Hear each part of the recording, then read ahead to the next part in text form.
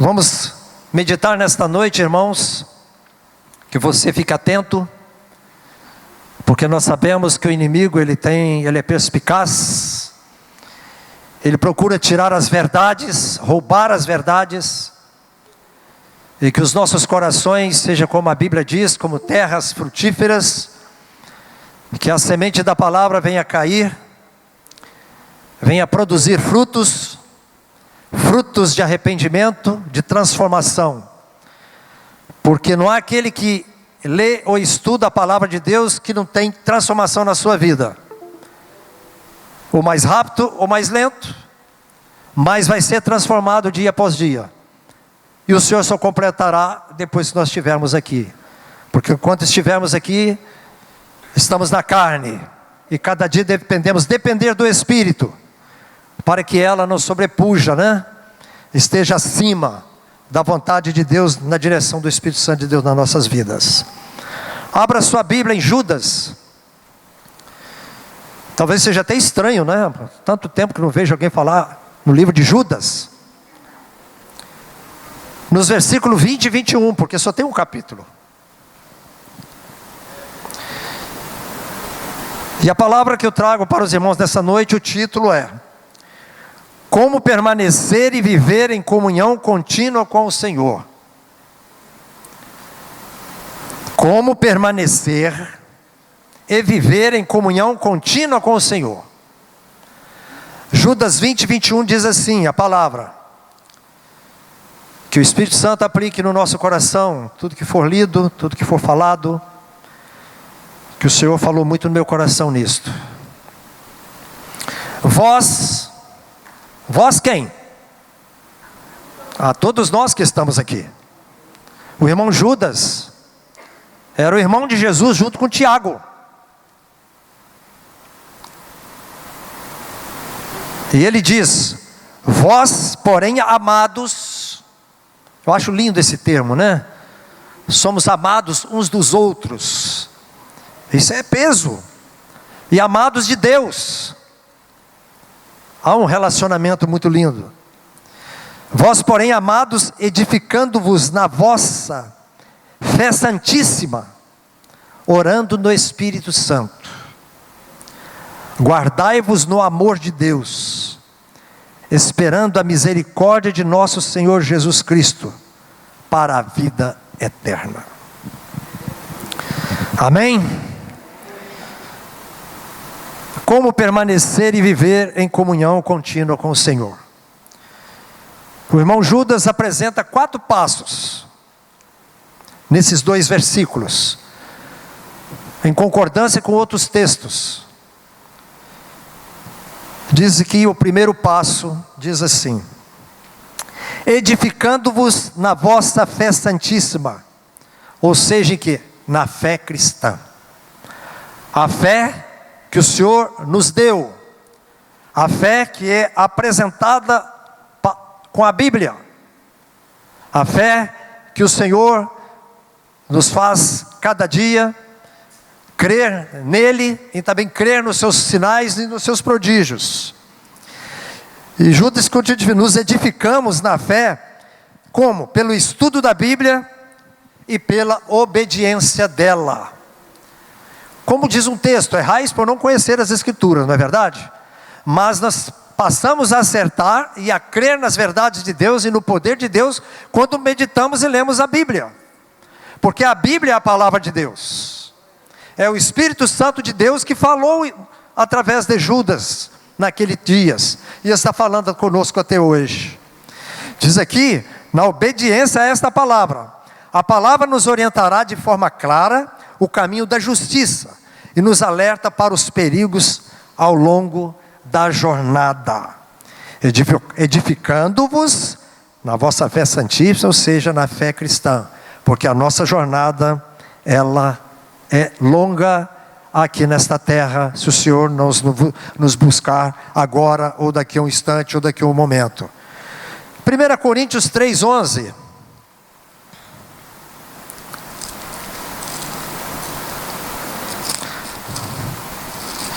A palavra do Senhor diz assim: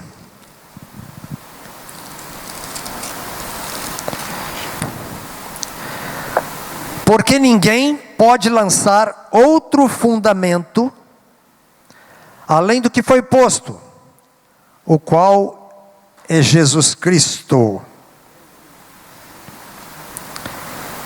Ninguém pode lançar outro fundamento.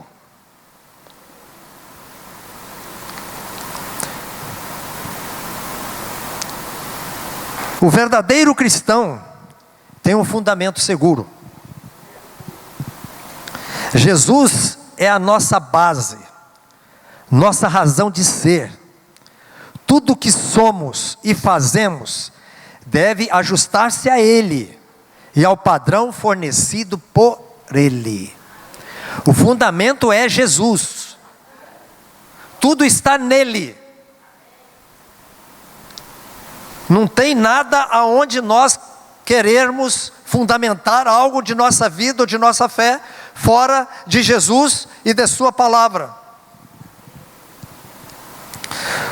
O fundamento de nossa vida é Jesus Cristo. Ele é a nossa base, nossa razão de ser. Não é riqueza, não é a segurança, não é o sucesso e não é a fama. Jesus é o meu fundamento, é o fundamento da igreja dele, é o fundamento de cada um de nós que estamos aqui.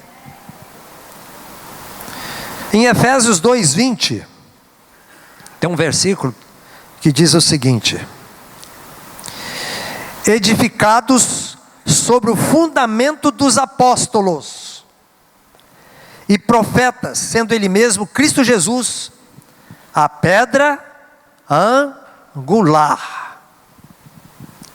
É de onde está baseado toda a construção do edifício, aonde tem toda a direção do edifício. Jesus é a pedra angular. Uma pedra angular em Jesus Cristo.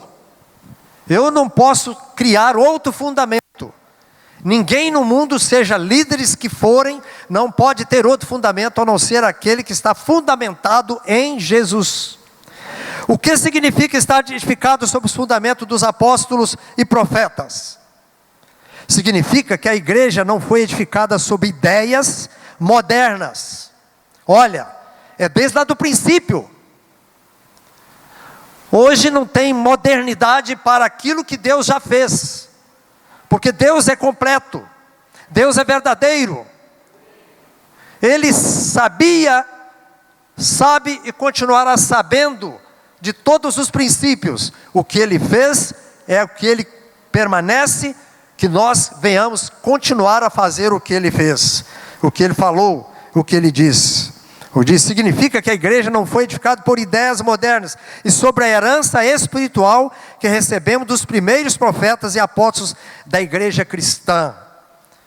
O que eu estou lendo aqui, estou falando que nós temos ouvido pelas verdades da Bíblia, os fundamentos dos apóstolos e profetas. Ninguém tem responsabilidade no mundo de levantar qualquer outro fundamento ou qualquer outro princípio a não ser este.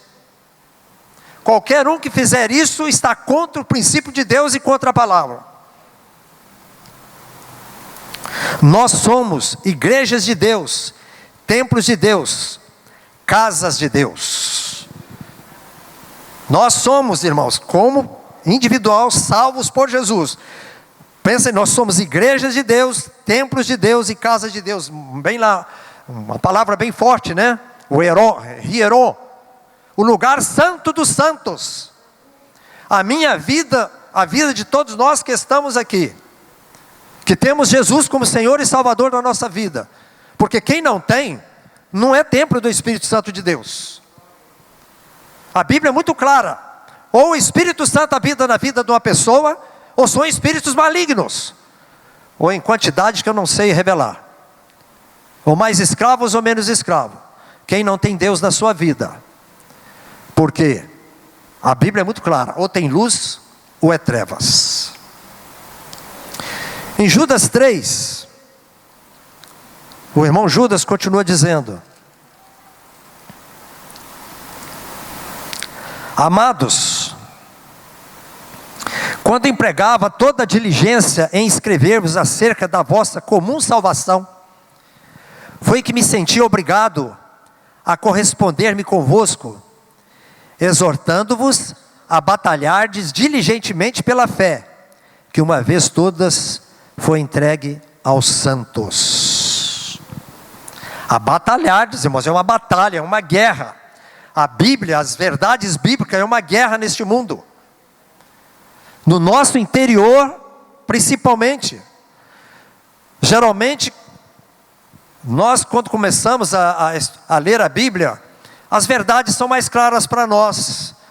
Naquele momento que o Espírito Santo está agindo no nosso coração com mais intensidade, nós guardamos tantas verdades depois no caminhar do nosso viver, na nossa vida diária. Nós às vezes começamos a esquecer de princípios fundamentais, de que o Espírito Santo confirmou no meu coração, confirmado pela palavra, por vidas, por testemunho, e nós começamos a esquecer. Assim também é o sistema de hoje. Na minha Bíblia aqui tem algo escrito. Sempre houve aqueles que tentavam desviar o povo de Deus de seu principal objetivo. Sejam anjos, homens, Deus sabe como lidar com os rebeldes, mas os crentes são advertidos a não se envolver com tais pessoas. Os perversos apelam aos desejos dos olhos, desejos da carne e ao orgulho desordenado. Eles fingirão amar a Deus, parecerão fazer boas obras, mas se for feito em exame minucioso, eles são tão infrutíferos quanto a figueira que Jesus amaldiçoou. Os sábios saberão identificar aqueles cujo objetivo é ser Deus e não servir a Deus.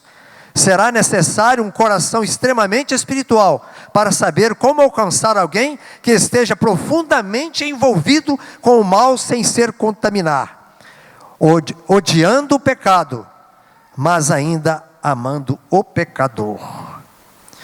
E Judas aqui no versículo 3, ele continua nos exorta a batalhar pelas verdades da fé cristã, que no seu tempo já estava sendo distorcida e pervertida em estilo de vidas imorais, sensuais e enganosos. Irmãos, como tem no dia, não tem nada novo debaixo do sol, como dizem em Eclesiastes. O que foi, está sendo e continuará sendo. A iniquidade, ela se caminha no mundo.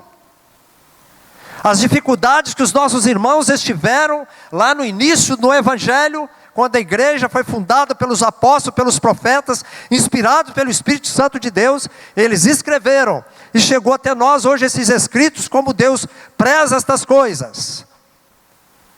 E eles já falavam isso. Paulo preso na prisão, quando ele escreveu as cartas aos irmãos de Filipenses, aos Tessalonicenses, aos Colossenses, aos irmãos de Éfeso, ele estava já preocupado com os heréticos, com os que distorciam a palavra, que enganavam, já estava enganando os irmãos. Isso não é novo. Estejamos abertos. E o irmão Judas nos diz: lute pela fé bíblica com firmeza, não aceite nenhuma forma de alteração. Irmão, aquilo que você não entenda, fica para você. Mas aquilo que Deus te mostrou, te revelou e bate com a Bíblia, transmite-o. É o que o irmão fala. Aquilo que você aprendeu, Paulo falou a Timóteo, transmite a homens idôneos e fiéis. Transmite a outras pessoas. Nós temos aprendido muitas coisas, e o Senhor tem nos abençoado com isso. E que nós guardemos isso no nosso coração. Porque o inimigo, ele procura atirar as verdades de Deus no nosso coração. O primeiro passo que eu li, edificando na vossa fé santíssima, ou seja, na fé cristã, na fé em Jesus Cristo e na sua palavra. Amém? Segundo passo, orando no Espírito Santo, como o irmão Judas diz aqui. Orando no Espírito Santo. Quer dizer, persista em atitudes e comportamento de amor no Espírito Santo. Trata-se da oração segundo a orientação do Espírito. A oração não é reza. Quando eu era criança, eu perguntei a uma pessoa: o que é reza? Né? Tem reza e tem oração. Reza também pode ser uma oração, mas no sentido que ele colocou para mim, ele falou assim: reza é um trem de ferro numa linha. Ou vai para horizontal, ou vai para o norte, ou para o sul, para o leste ou oeste. Mas a oração não, a oração é diferente. A oração ela sobe para o Papai do Céu. Eu aprendi isso desde pequeno. É claro que tem irmãos que oram e chamam de reza, mas aqui é apenas a explicação que ele colocou para mim, eu entendi. Entendeu? Então, a orientação do Espírito, de acordo com a vontade de Deus revelada na Bíblia, ou revelada ao crente em particular pelo Espírito. A Bíblia nos mostra muitas coisas, a quem devemos orar, como devemos orar. A Bíblia nos ensina, o Espírito Santo que habita em nós, Ele nos ensina, e a Bíblia diz que Ele até intercede por nós, por gemidos inexprimíveis. Muitas das vezes não sabemos orar, mas o Espírito Santo ora por nós. Muitas das vezes, você numa luta, numa dificuldade, você fala assim, Senhor, isso aí, irmãos, é algo que Deus entenda, que Deus vai entender, que Deus entende. Em particular pelo Espírito. Não é uma oração citada ou decorada sem nenhum envolvimento espiritual. O Espírito nos leva a orar.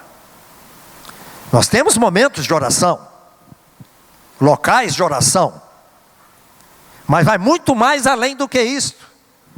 Muitas das vezes estamos satisfeitos por um momento de oração e esqueçamos, às vezes, o resto do dia ou a semana toda. Ou às vezes vamos orar quando o negócio aperta de tal maneira, aí lembra de Deus, ou lembra da reunião de oração. É muito importante, mas a palavra de Deus nos chama que a oração é contínua. Efésios 6,18. Leia aí, Efésios capítulo 6, versículo 18.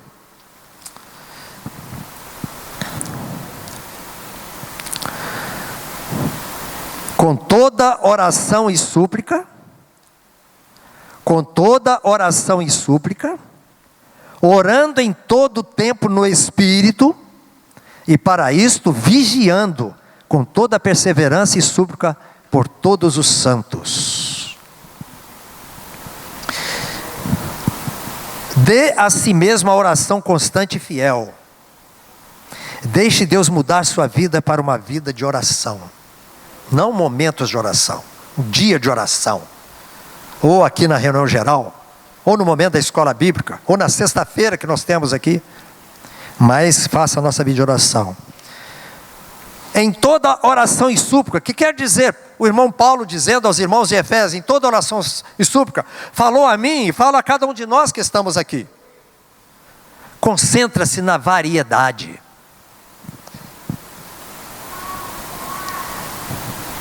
Toda oração e súplica, concentre-se na variedade. Eu posso orar diretamente, Senhor abençoa o irmão Derones, o irmão Júlio diretamente, mas existem outras coisas que eu tenho que orar. Vocês me conhecem. Senhor abençoa o Eli. Amém. Mas às vezes você ora, tem uma particularidade que você em mim e fala, Senhor abençoa o Eli nesse ponto. Prova que você está preocupado comigo. Não apenas no Eli, mas naquilo que eu possa ter de alguma coisa que pode estar me prejudicando. A sua oração vai me ajudar. Na variedade, concentra na variedade.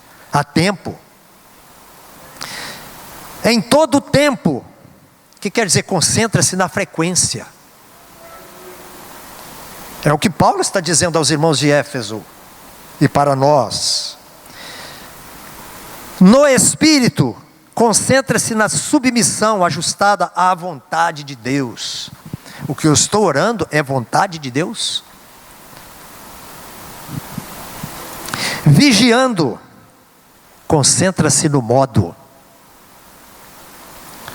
A maneira que você está orando. Vigiando.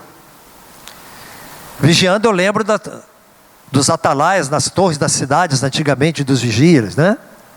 Todo mundo às vezes estava dormindo, ou fazendo alguma atividade à noite, o vigia estava lá. O vigia estava lá. Muitos da cidade não sabiam quem é o vigia, mas o vigia está lá, e ai dele se não vigiar. Mas aqui na Bíblia não, Deus nos coloca cada um de nós como vigias. Cada um de nós temos uma torre de onde nós estamos avistando que podemos ver através do Espírito o inimigo. Porque o Espírito Santo pode nos mostrar muito antes de que o inimigo venha lá. A gente com discernimento, a gente está vigiando. Toda a perseverança concentra-se na persistência. Orai sem cessar. Não é assim que diz a palavra? E ele diz lá também, por todos os santos. Concentra-se nos alvos. Qual é o alvo da sua oração? Lá na Ucrânia tem guerra. Tem irmãos em Cristo lá. Você já fez uma oração para os irmãos que estão lá? Eu creio que muitos fazem. Tem irmãos em países que não é permitido ler a palavra, não tem liberdade. Que nós temos aqui, orar por eles. E Deus pede. Paulo falou, orai por todos os santos. Então nos mostra o tempo, o momento. Eu conheço pessoas, e eu tenho também essa particularidade, uma folha anotada de tudo aquilo que eu posso orar. Tudo aquilo. Está dentro da pasta aqui da minha Bíblia aqui. Está aqui, Deus sabe, está guardado aqui. Se um dia eu partir, alguém descobrir essa folha, talvez eu vá lembrar que eu estive orando por ele. Não anotei aqui, esqueci não. É rotineiramente. Talvez alguns dos irmãos aqui podem estar rotineiramente nas minhas orações, Deus sabe disso. E independente disso, por todos os irmãos, quando eu abençoo o testemunho da igreja em Vitória, cada irmão, cada família, cada jovem, cada adolescente, cada ancião, cada família que está com dificuldade. Tem muitas necessidades, irmãos. O irmão Adalgiso, a família está com enfermidade, o irmão Edson Gomes, e muitas outras necessidades. Nós sempre estamos orando ao Senhor por isso. Podemos fazer da oração a nossa vida, assim como transformar a nossa vida em oração. O terceiro passo que o irmão Judas nos diz, se guardar no amor de Deus. Os irmãos estão guardando o primeiro passo? Edificando-vos na vossa fé santíssima, ou seja, na fé cristã. O segundo passo, orando no Espírito Santo. O terceiro passo, se guardar no amor de Deus. Guardai-vos. Esse imperativo confirma a responsabilidade do cristão de ser obediente e fiel ao viver sua salvação na prática. Hoje na escola bíblica foi uma bênção. Técnicas de evangelismo. Mas o evangelismo só será eficaz na prática do meu viver em Cristo. A minha vida. Talvez eu não precise dizer nenhuma palavra, mas a minha posição, aonde eu estou, a maneira que eu ajo, já é um testemunho. E as pessoas podem perguntar, você é um crente? Você é um cristão? Você é diferente?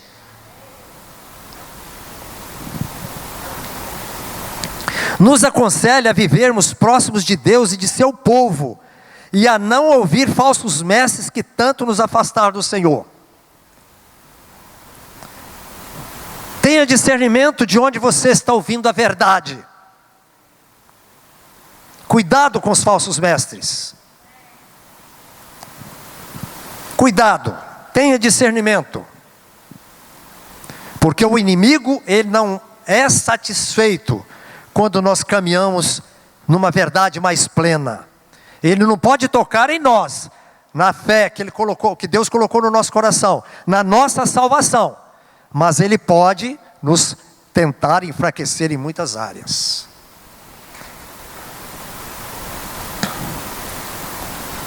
Podemos nos guardar no amor de Deus, buscando primeiramente uma vida de santidade. Santidade quer dizer separado, né? Separado das coisas do mundo. Se algum pecado estiver em nós, devemos confessá-lo e abandoná-lo e cuidar para que nada se coloque entre nós e Deus. Não há momento nenhum, né, que nós vamos, buscar ao Senhor, ou estar diante do Senhor, que o Espírito Santo de Deus que habita em nós, ele nos fala quando estamos errados, quando tem algo que não agrada ao Senhor em nós.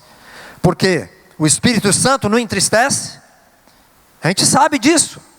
A Bíblia diz: não entristeçais o Espírito Santo de Deus, do qual foi selado. Nós podemos entristecer o Espírito Santo pelas nossas atitudes. O quarto passo que o irmão Judas nos coloca: esperar ansiosamente a misericórdia de nosso Senhor Jesus Cristo para a vida eterna. Tem esse anseio no nosso coração? Olha, irmãos, eu vejo lá no Novo Testamento, a igreja no Novo Testamento, eles já falavam da vinda de Jesus. Ele já estava aguardando a vinda de Jesus. Aqueles acontecimentos que estavam tendo naquela época já era algum sinal para a vinda de Jesus. E já se passaram 2 milênios e mais alguns anos. E Jesus está às portas. Devemos nos aguardar. Aqui o irmão Judas está dizendo: esperar ansiosamente a misericórdia do nosso Senhor Jesus Cristo para a sua vida eterna. Refere-se aqui à sua volta iminente para levar o seu povo ao céu. Não há como, irmãos, falar da Bíblia, falar da palavra de Deus, se não dizer que o Senhor está às portas. Para o arrebatamento da igreja não tem sinal, é apenas uma trombeta, que vai ouvir somente os salvos e os remidos pelo Senhor, e vão deixar esta terra. Agora é claro, que Jesus mesmo em Mateus 24 ele falou, e tem exemplos durante a história do mundo: ouvireis de guerras e rumores de guerra, fome, guerra, tempestade, estão aí, cataclismas, climas mudados, são sinais. Muito mais rápido nós pensamos. A salvação, a misericórdia do Senhor foram imputadas para todos que for imputada a justiça de Cristo, para os que amam a sua vinda. 2 Timóteo 4:8.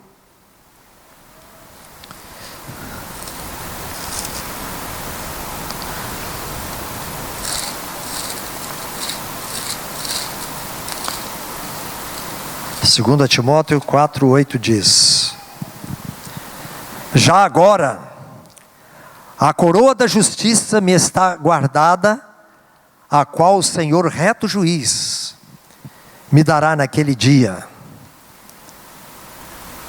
Paulo dizendo, né?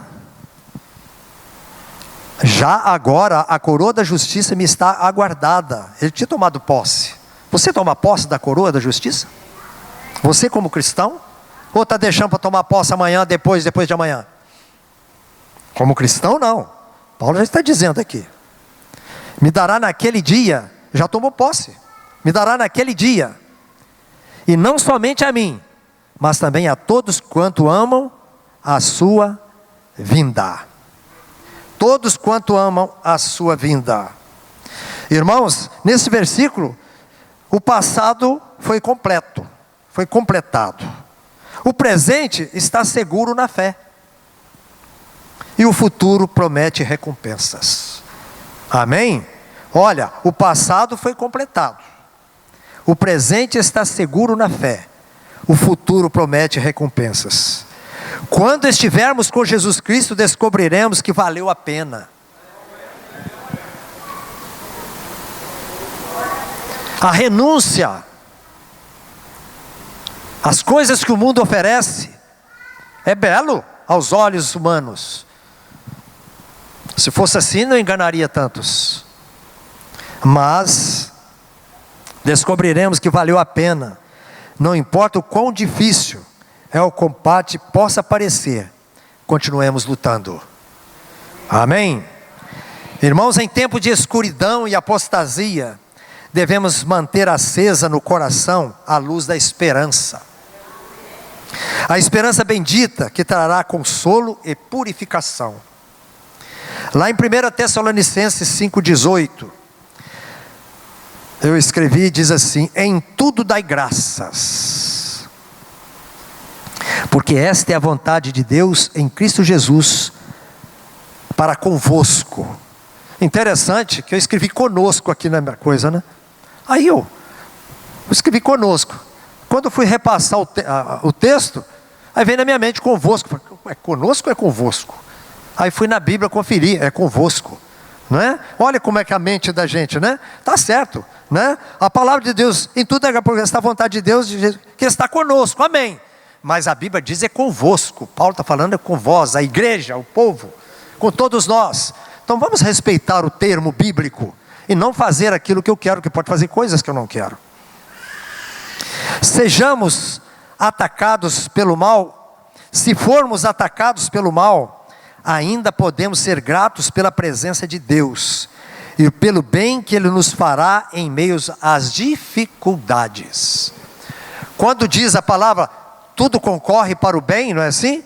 Daqueles que amam a Deus, e tem um segundo versículo, né? Aqueles são chamados segundo o seu propósito.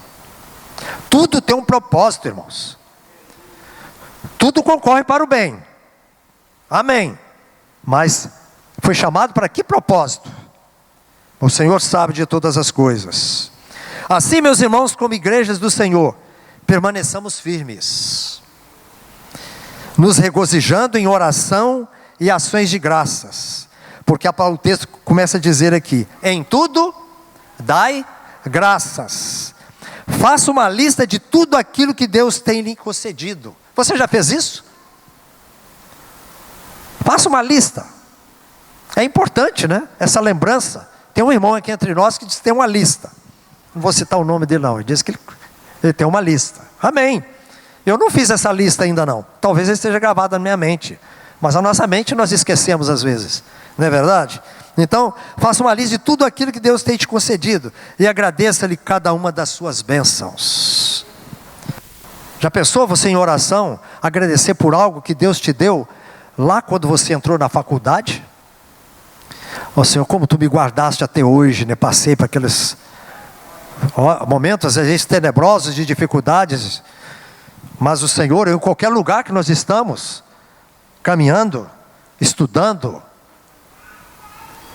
1 Coríntios 1,9 diz, fiel é Deus, pelo qual foste chamados à comunhão de seu Filho Jesus Cristo, nosso Senhor.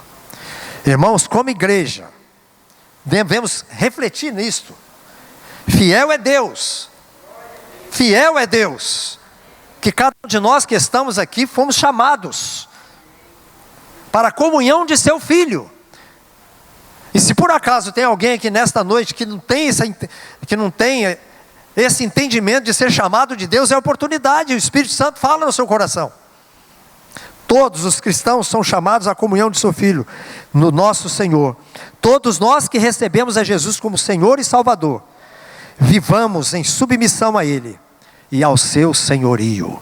Por isso que o texto diz, fiel é Deus, pelo qual foste chamados à comunhão de seu Filho Jesus Cristo, nosso Senhor.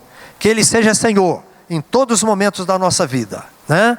No momento de nosso pensar, do nosso agir e do nosso falar. E que o nosso viver como igreja seja uma bênção cada dia.